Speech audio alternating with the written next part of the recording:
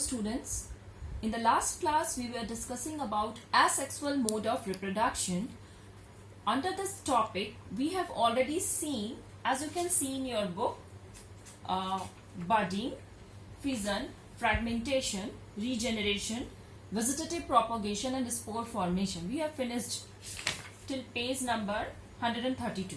Now we'll switch on to sexual mode of reproduction. So all of you turn to page number 133. Okay? So the first question that comes to your mind after hearing this topic is, what is this sexual reproduction? It's very simple. The mode of reproduction, I'm not going to write the definition on the board because it will take a lot of time. So students, please try to listen it carefully, okay? So the mode of reproduction in which two parent bodies are involved, or better to say two individuals of opposite sexes are involved, is called sexual mode of reproduction. Okay, now again a question will come to your mind that if asexual mode of reproduction was there and it was so easy, then what is the need of this sexual mode of reproduction? What is the significance of sexual mode of reproduction? And what are the drawbacks of asexual mode of reproduction, right? So sexual mode of reproduction, all of you note it down, it's very important. Why the sexual mode of reproduction is required? Because it leads to variation. It leads to variation, okay? And this variation ultimately contributes to the evolutionary success of the organism. The second advantage, evolutionary success. Understood? Now let me explain these two things. Variation and then evolutionary success. These are the two advantages of sexual reproduction which is not seen in case of asexual reproduction. That's why we need it. If an organism reproduces asexually, then what happens? The offspring produced are virtually identical to the parent. And since the offsprings are virtually identical to the parent, there is no development of the species. And since there is no development in the species, it will not lead to evolution. Understood? And here, I will explain later on in this chapter that during sexual reproduction, variation occurs. And that variation finally leads to evolution. And that's why this is required. Understood?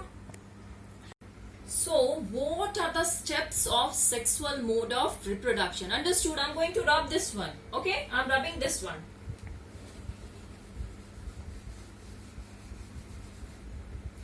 So, steps of sexual mode of reproduction. The first and the foremost important step of sexual mode of reproduction is your DNA copying. Copying of DNA. DNA is the genetic material. Copying of DNA. Along with the cellular apparatus.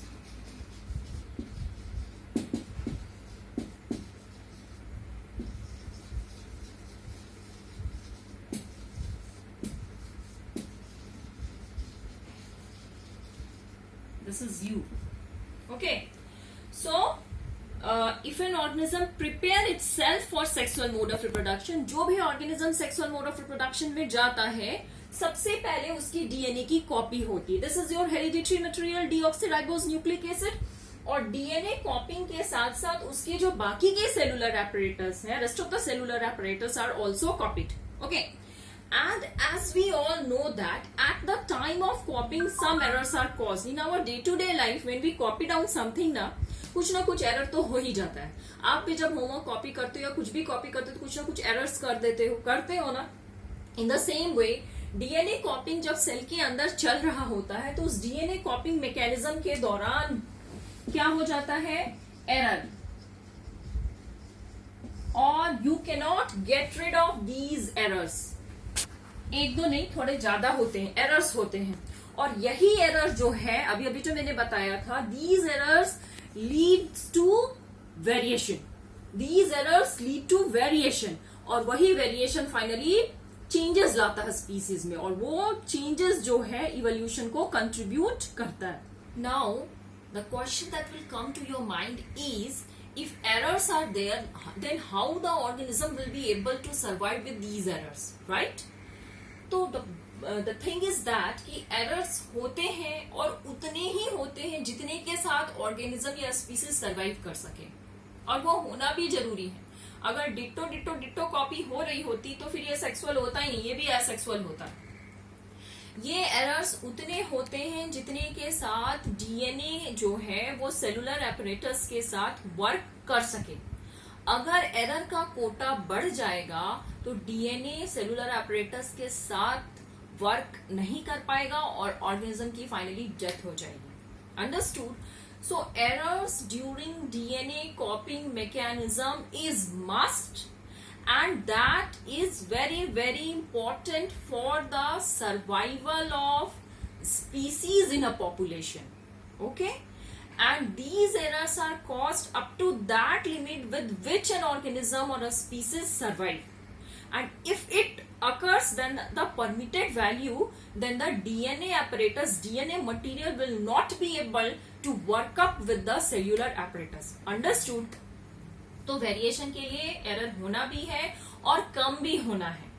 अब ये सवाल आपके दिमाग में आएगा, that is written in your book, कि how to speed up the process of variation. Error होके ही वेरिएशन होगा और कम भी रहे. तो वो ऐसा होता है कि आप देखो सेक्सुअल मोड ऑफ रिप्रोडक्शन में जो दो पेरेंट्स इन्वॉल्व हुए हैं उनके पास भी जो जेनेटिक मटेरियल है वो भी तो सेक्सुअल मोड ऑफ रिप्रोडक्शन से उनके पेरेंट्स से उनको मिला होगा, तो वो भी तो आफ्टर एरर यानी डीएनए कॉपिंग मैकेनिज्म के बाद ही आया होगा. ये बात समझ में आ रही है? सो तो जिनसे उनको मिला तो वो भी एक्चुअली में एक वेरिएंट है, वो भी वेरिएंट ही है. डीएनए कॉपिंग मैकेनिज्म के दौरान उनके पेरेंट्स के डीएनए कॉपिंग मैकेनिज्म के दौरान एरर हुआ होगा और फिर ये बने होंगे. And now they are going to be parents, तो इनके पास तो ऑलरेडी उस तरह के सेट ऑफ जीन्स है, उस तरह के जेनेटिक मटेरियल है जो वेरिएंट्स के ही होने चाहिए, क्योंकि वो एरर वाले की ही कॉपी करके बनाई गई थी. बात समझ में आई? तो जनरेशन टू जनरेशन हो क्या रहा है, सेक्सुअल रिप्रोडक्शन में उस डीएनए की कॉपी हो रही है जो ऑलरेडी एरर वाला डीएनए है. अब तुम बोलोगे कि एरर वाला डीएनए है तो सरवाइव कैसे किया? तो उतना ही हुआ जितने के साथ वो सरवाइव कर सके. And since they are surviving, it means those errors were good for that population, for the population of that particular species. So in this way, even if the error is caused during DNA copying mechanism, the organism will be able to survive, and every time a new generation will be created and that generation would be novice, would be completely different from the previous one. Okay.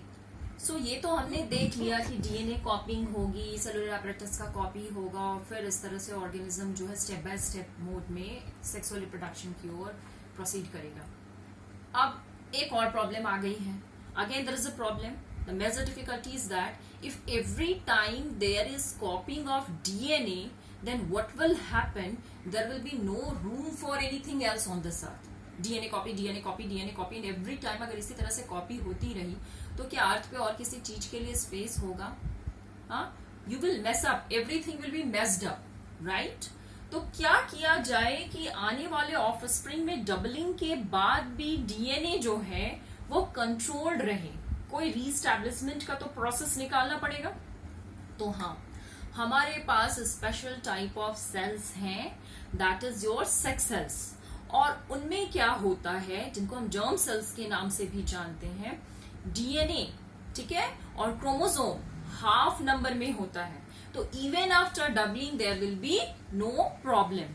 Reductional division follow करते, आप इसके बारे में आगे के classes में detail में पढ़ोगे कि कैसे जर्म सेल्स में डबलिंग के बाद भी डीएनए या क्रोमोसोम की रीस्टैब्लिशमेंट कर दी जाती है और इस प्रॉब्लम से हम बच पाते हैं. That is written in your book.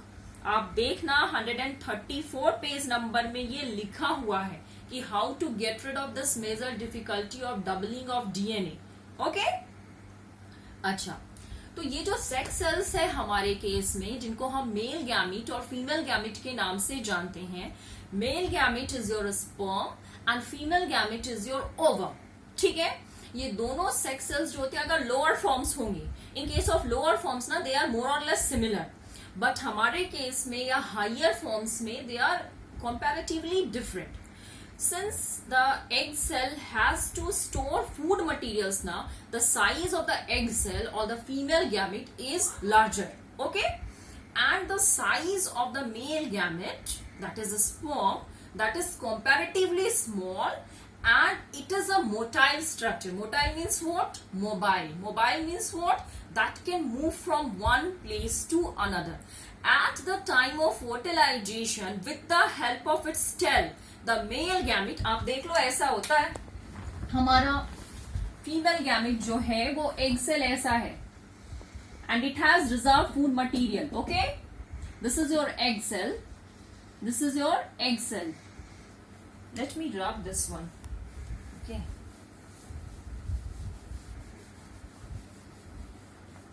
ये हो गया. Okay, and जो मेरा female gamete, this is your female gamete, this is your female gamete. अब मेल गैमेट की बात करेंगे तो मेल गैमेट हमारा कैसा है? मेल गैमेट आपका कुछ ऐसा है, ऐसा स्ट्रक्चर है. It has got a tail. इसका नाम क्या है? Sperm. And it's a motile structure. बताया मैंने क्या? It's a motile structure. So at the time of fertilization, what will happen? This motile structure, with the help of its tail, will move towards the ovum and will fertilize with this one. Okay, you have already seen this. I think standard 8 में आपने पढ़ा है कि ये जो है इसके साथ फर्टिलाइज करेगा और फिर एक जाइगोट का फॉर्मेशन होगा. And within that zygote, after differentiation in different cell stage, a new organism will be formed during the period of gestation. समझ में आई बात? एंड वन मोर थिंग, ये जो आपका मेल गैमेट और फीमेल गैमेट में differences है ना, इन्हीं डिफरेंसेस की वजह से मैस्कुलिन कैरेक्टर्स और फेमिनिन कैरेक्टर्स में डिफरेंसेस हो जाता है, और पर्टिकुलर मेल ऑर्गेनिज्म और फीमेल ऑर्गेनिज्म में भी डिफरेंस होता है. Right? So it is given on page number 134. Just go through it and I am going to the next topic, that is sexual reproduction in flowering plants. Okay? Start. To understand sexual reproduction in flowering plants, you need this flower. You are already familiar with this flower. It's very common. This is your hibiscus, udhul in Hindi, java in Bengali, and this is your Rosa sinensis in science. Understood? This is China rose.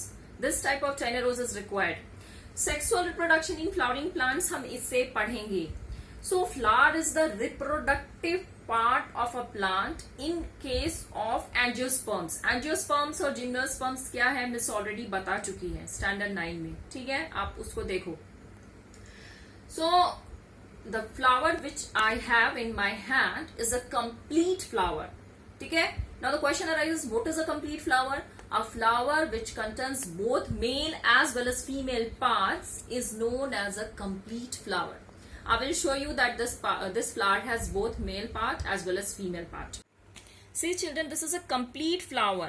This group of petals, इसको हम क्या बोलते हैं? पूरा को Corolla बोलते हैं. Right? ध्यान से सुनना, ये आपका पूरा कोरोला कहलाता है. ठीक, नीचे से चलेंगे. ये जो स्टॉक नीचे निकला हुआ है, इस स्टॉक को हम लोग बोलते हैं पेडिसिल. इसको क्या बोलते हैं? पेडिसिल. और यहाँ पे छोटे छोटे जो आपको निकले हुए दिखाई दे रहे हैं, ये इसके कहलाते हैं epicalyx. This are your epicalyx. And ये जो है, ये वाला ग्रीन वाला पोर्शन, ये ग्रीन पोर्शन आपका कहलाता है कैलिक्स. ठीक है, इसको हम क्या बोलते हैं? कैलिक्स. तो ये पूरा portion Corolla, and this is your ये पूरा पोर्शन इज योर सेपल्स. ये पूरा सेपल्स का ग्रुप कहलाता है. ठीक है, अब एक एक करके मिस हटाएगी, आप लोग भी इसको ट्राई करना. सबसे पहले हम लोग क्या करेंगे? First we will remove this pedicel. ये देखो, पेडिसिल को हटा दिया. पेडिसिल आपके इपीकैलिक्स के साथ में हट गया है. दिख रहा है सबको? ओके, ये मैंने pedicel को, I'm keeping this pedicel along with the apicalyx here on the paper, right? Okay. Now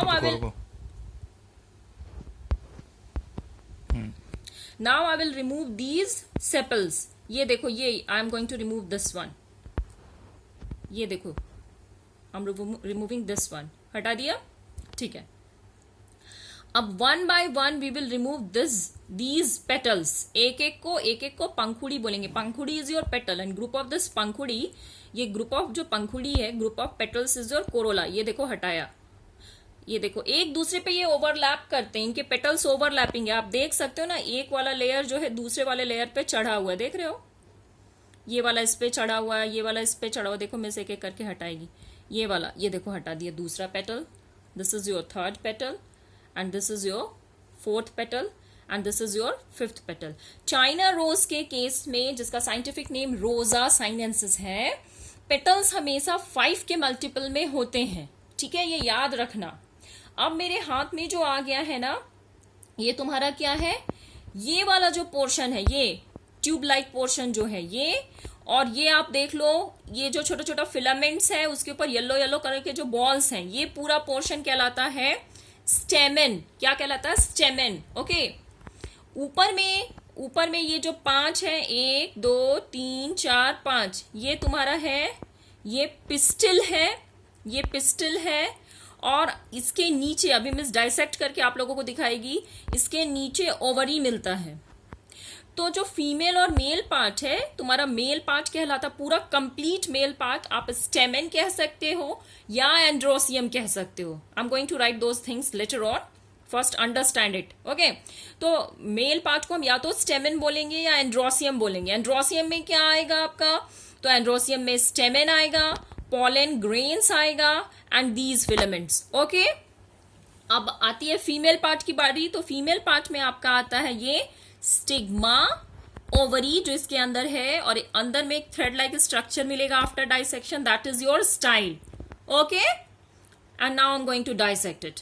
अब देखो ये जो है ना, ये बहुत स्टिकी होता है. आप इसको छुओगे तो येलो येलो पाउडर आपके हाथ में लग जाएगा. वो येलो पाउडर ही तुम्हारा पॉलन ग्रेन्स है. वही पॉलन ग्रेन्स जो है फ्लावर में सेक्सुअल रिप्रोडक्शन के समय में जाकर के स्टिग्मा पे लैंड करता है. वो मैं बताती हूँ बाद में. पहले आप इसको देखो, खोलते हैं, इसको खोलते हैं. आप एक निडल की मदद से इसको ऐसे करके इंसीजन कर देना. बहुत आराम से करना, क्योंकि इसके अंदर में एक बहुत डेलिकेट स्ट्रक्चर बैठा हुआ है और उसका नाम है स्टाइल.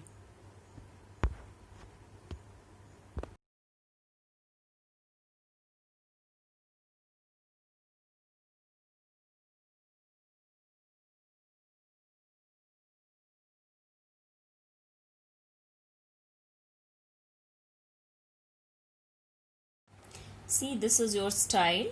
ये आपका स्टाइल अभी बाहर आएगा. स्टाइल अभी अभी बाहर आ जाएगा. Have patience. ये देखो, ये निकला. ये मैंने स्टैमिनल ट्यूब अलग कर दिया. ठीक है, ये देखो, I am removing this staminal tube and a very delicate thread like structure which is coming out after the dissection of the stamen is your style. देखो अभी हटा देती हूँ इसको. ये हटाया. इसको आप बहुत डेलिकेटली खोलना, क्योंकि अंदर में जो है वो है ना ओवरी है. अभी हमें उसकी भी जरूरत पड़ेगी. ये देखो काट के हटाती हूँ. ये स्टैमिनल ट्यूब इधर से हटा और अब एक इधर से हटेगा स्टैमिनल ट्यूब. देखो हट गया. ये टूटना नहीं चाहिए. ठीक है, आप घर में ट्राई करना. ये देखो, ये staminal tube, pollen grains and filaments हट चुका है. अब मिस के हाथ में जो आपको दिख रहा है वो क्या है? स्टाइल है. ये नीचे में जो ग्लोब्यूलर स्ट्रक्चर है ये तुम्हारा ओवरी है, जो कि फीमेल रिप्रोडक्टिव पार्ट है. और ये वाला 5 जो दिख रहा है, ये 1 2 3 4 5, ये है स्टिग्मा और ये है स्टाइल और ये हो गया ओवरी. इतना समझ में आया सबको? अब आगे सुनो. ये जो ओवरी है, इसको अगर आप कट करोगे, इसको आप ऐसा कट करोगे तो इसमें आपको छोटे छोटे छोटे डॉट लाइक स्ट्रक्चर दिखाई देंगे. वो है ओव्यूल्स. ओके. अब मैं इतना को आपको यहां बता देती हूं. आप इधर देखो. अब आप लोग, सबसे पहले हमने क्या देखा? ऐसा ऐसा क्या था? ऐसे ऐसे क्या बने हुए थे? 5 पेटल्स. लिखो, ये बना हुआ था पेटल्स. और इन पेटल्स का ग्रुप क्या कहलाया? ग्रुप ऑफ पेटल्स को हमने क्या बोला? कोरोला। ठीक है, हो गया। I am rubbing this one. Petals का ग्रुप हो गया कोरोला। और सेपल्स जो ग्रीन वाला देखा था, ग्रीन वाला नीचे में जो ऐसे ग्रीन ग्रीन लगा हुआ था, ऐसा ऐसा ग्रीन ग्रीन 5 लगा हुआ था, 5 थे, और ऐसा पतला पतला जो नीचे लगा हुआ था ग्रीन कलर का, अभी आपको दिखाया है मैंने, वो क्या था? ये सब क्या था? सेपल्स। क्या था? सेपल्स। ठीक है। अभी अभी आपने देखा फ्लावर में टॉप पे सबसे ऐसा एक लाइन था जिसको मैंने क्या बोला था? स्टैमिनल ट्यूब। ये क्या था? स्टैमिनल ट्यूब। इसके ऊपर ऐसे ऐसा ऐसा ऐसा लगा हुआ था, ये सारा ऐसे लगा हुआ था, और उसपे ऐसे गोल गोल लगे हुए थे येलो कलर का। याद आ रहा सबको? तो ये जो है ना, ये है आपका स्टैमिनल ट्यूब। स्टैमिनल ट्यूब। ठीक है। और ये वाला एक इधर बना देती हूं। ये जो है, ये है filament. This is your filament. This is your filament. और फिलामेंट के टॉप पे ऐसे जो येलो कलर का बैठा हुआ है, वो क्या है? पॉलन। क्या है वो? पॉलन। दिख रहा है? Visible to everyone? Pollen grains. क्या बोलते हैं इसको? Pollen grain. एक है तो ग्रेन, बहुत सारे होंगे तो पॉलन ग्रेन्स। ठीक। फिर हमने क्या निकाला? स्टैमिनल ट्यूब को जब डाइसेक्ट किया आपने, जब आपने स्टैमिनल ट्यूब को डाइसेक्ट किया तो अंदर से क्या निकला? स्टैमिनल ट्यूब के अंदर से बहुत पतला, very delicate slender structure. That is your style. और उसपे क्या था टॉप में? 5। ये क्या था? स्टिग्मा। और नीचे में क्या दिखा था आपको? ऐसा ग्लोब्यूलर स्ट्रक्चर ऐसा दिखाई दिया था। ये क्या है? ओवरी। ये क्या है आपका? This is your stigma. Stigma. And this is your style. And this is your ovary. Ovary को कट करेंगे। ठीक है। ओवरी को हम क्या करेंगे? कट करेंगे। और जैसे ही ओवरी को कट करेंगे तो ऐसा गोल गोल निकलेगा ना, CS। उसके अंदर आपको ऐसे छोटे छोटे छोटे छोटे छोटे क्या दिखाई देंगे? ओव्यूल्स। क्या बोलेंगे इसको हम? ओव्यूल्स। ठीक है। ये हो गया तुम्हारा male part as well as female part. अगर आप नाम लिखना चाहो तो नाम भी लिख सकते हो। I M rubbing this one. Okay. Male part अगर पूछोगे फ्लावर का, मेल पार्ट क्या था? मेल पार्ट को आप क्या बोल सकते हो? या तो आप बोलो स्टेमेन, या क्या बोलोगे? या फिर आप क्या बोल सकते हो? Androecium. Andro, COEIUM। Okay, androecium. Female part को क्या बोलोगे आप? फीमेल पार्ट को क्या बोलेंगे हम? रुको बताती हूँ। फीमेल पार्ट आप या तो बोलोगे कार्पेल, या तो कार्पेल बोलना, या क्या बोलोगे? Gynoecium.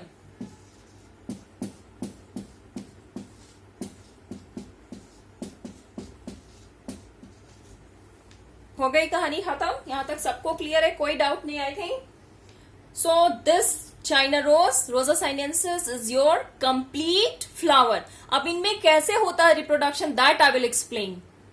So explanation of that how sexual reproduction takes place in this flower. सबसे पहले क्या होता है कि पॉलन ग्रेन्स जो आपने देखा था, येलो डस्टिंग पाउडर, अब ये भी देखा ना, that pollen grain lands on the stigma. Stigma अभी देखा था ना आपने, ऐसे जो बेड लाइक स्ट्रक्चर फ्लावर के टॉप पे ऐसा ऐसा 5 था, याद आ रहा होगा, ऐसे बनाया था फ्लावर के टॉप में। वही वो ये वाला मैंने ड्रॉ किया है यहाँ पे, ये बड़ा सा, समझ में आया? वो तो स्टिग्मा है ये। और यहाँ पे जो ऐसे ऐसे ऐसे पॉलन ग्रेन्स फिलामेंट से लगे हुए थे ना, तो ये pollen grain, सबसे पहले ये pollen grains, these pollen grains will rush towards stigma. ये सारे के सारे रस करके स्टिग्मा की ओर बढ़ेंगे, ठीक है, एंड जा करके इस पे लैंड करेंगे. तो ये देखो वही स्ट्रक्चर पेज नंबर 135 में आपके बुक में the same thing is given, ठीक है. पॉलन ग्रेन स्टिग्मा पे आकर के ये वाले जो पॉलन ग्रेन्स हैं जो फिलामेंट से लगे हुए थे स्टैमिनल ट्यूब पे थे, ये वाले pollen grains, these pollen grains will rush towards stigma and the process of transfer of pollen grains on the stigma, ठीक है, इज योर पॉलिनेशन. ठीक, तो पॉलन ग्रेन्स यहाँ पे आके लैंड कर गए, बहुत सारे आए हैं. कोई एक पॉलन ग्रेन ऐसा होगा out of so many pollen grains that land on stigma, one will produce pollen tube. ये देखो ये ट्यूब बन गया, ये ट्यूबलाइट, ये सब क्या है, ये क्या है, ये पॉलन है, ये आपका पॉलन है, ठीक है, ये आपका पॉलन ग्रेन है. और ये जो बनाया गया ना ये स्टिग्मा है, दिस इज योर स्टिग्मा. और ये जो आया है, ये जो सारा गोल गोल स्ट्रक्चर आके लैंड कर रहा है, ये आपका क्या है, पॉलन.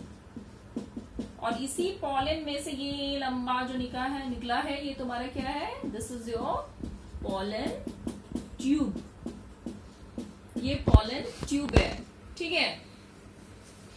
पॉलन ट्यूब का फॉर्मेशन. और ये स्वोलन स्ट्रक्चर जो अभी हमने डाइसेक्शन के दौरान देखा था, ये आपका क्या है, ये ओवरी है, फीमेल रिप्रोडक्टिव पार्ट ओवरी है ये, ठीक है. एंड ये जो है ओवरी के अंदर ये आपको क्या जो डॉट लाइक स्ट्रक्चर नजर आ रहा है, ये आपका क्या है, ओव्यूल्स. यहीं पे पहुंचना है पॉलन ग्रेन्स को. अंडरस्टूड? ओके, या you can refer to page number 135. You can refer to page number 135, all of you. So what will happen first? The pollen grains will land on stigma and one pollen will form a pollen tube. And from this pollen tube, the pollen grain, one pollen grain will enter into the stigma, will reach to the ovary. Will reach to the ovary and it will fuse with the ovules. Understood? क्या होगा, सबसे पहले pollen grains आएंगे, सारे के सारे land करेंगे, यहाँ बहुत सारे आएंगे, स्टिग्मा के ऊपर लैंड करेंगे. That's a bed like structure. One will form a tube, this tube will be form and from this tube one pollen grain will finally reach to the ovary and it will fuse with the ovules. Done? And this is fertilization. As we have seen in our case, there was fertilization between sperm and ovum. Okay? In the same way, in case of flowers, the fertilization takes place between the pollen grain and the ovules which is located inside the ovary. Okay, fine? उसके बाद क्या होगा, fertilisation के बाद ये जो आपका ovary है, ये जो आपका ओवरी है, that will mature and that will ripe and it will become fruit. ठीक है. एंड दीज ओव्यूल्स, ये जो ओव्यूल्स है ना ओवरी के अंदर, these ovules will form seeds. This is all about it. So if someone ask this sexual reproduction in flowering plants, how it occurs, then what will be your answer? During sexual reproduction in flowering plants, pollen grains land on a stigma, they form tube, and from that tube one pollen enters to the ovary and fuses with the ovules. After fusion, the ovary turns into fruit and the ovules turn into seeds. This is all about it. One more thing, if there is transfer of pollen grains from stigma, if transfer of pollen grains on the stigma of the same flower occurs, okay, then that will be the self pollination. And in case of cross pollination, what happens? Cross pollination में क्या होता है कि एक ही plant के stigma से, एक ही plant का pollen grain उसी प्लांट के स्टिग्मा पे ना जा करके किसी उसी स्पीसीज के किसी दूसरे प्लांट के स्टिग्मा पे जाएगा. क्योंकि फ्लावर्स में भी सारे के सारे कंप्लीट होंगे, दैट इज नॉट ट्रू. ठीक है. All the flowers are complete flowers, that is not true. Some flowers are complete, some are unisexual and some are bisexual. Unisexual flowers के केस में क्या होगा, only one sex will be there, as you see in case of papaya. And bisexual flowers are those flowers in which both the sexes are present, as you can see in case of China rose. In China rose both the sexes are present, so that's a complete flower or a bisexual flower. You can refer to your book on page number 135, it is given, I think. Just go through it. It is written somewhere. not visible to me, that what is self pollination and what is cross pollination. self pollination में same plant के stigma पे pollen grains land करेंगे और cross pollination में दूसरे plant के stigma पे pollen grains land करेंगे. ये हो गया आपका. And one more activity is given on this page, that is 8.7. इसमें simple germination बताया. What you have to do, you have to soak some Bengal gram. Bengal gram is your chana in water, and after that you can observe germination in that. That is very easy. आपने देखा होगा ये ऐसे जो चना बनाते ऊपर में ऐसे एक डॉट लाइक स्ट्रक्चर होता है ना. My diagram is not very nice. Let me rub this one with it.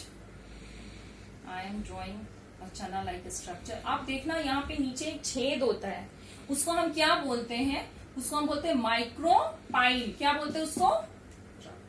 This one, I am rubbing this one. Okay, उसको क्या बोलते हैं? Micropyle. Micropyle. From this micropyle, water enters inside this Bengal gram seed, यानी कि चने के इस बीज के अंदर वाटर जाता है. It soaks water and then it swells. उसके बाद इसमें जर्मिनेशन होता है और जर्मिनेशन होने के बाद एक ऐसा स्ट्रक्चर इसमें से बाहर निकलता है. इसको ऐसा उल्टा करके बनाओगे, इसमें से एक स्ट्रक्चर ऐसे बाहर निकलता है जिसको हम लोग स्प्राउट्स के नाम से जानते हैं. आप देखो, I am showing you here.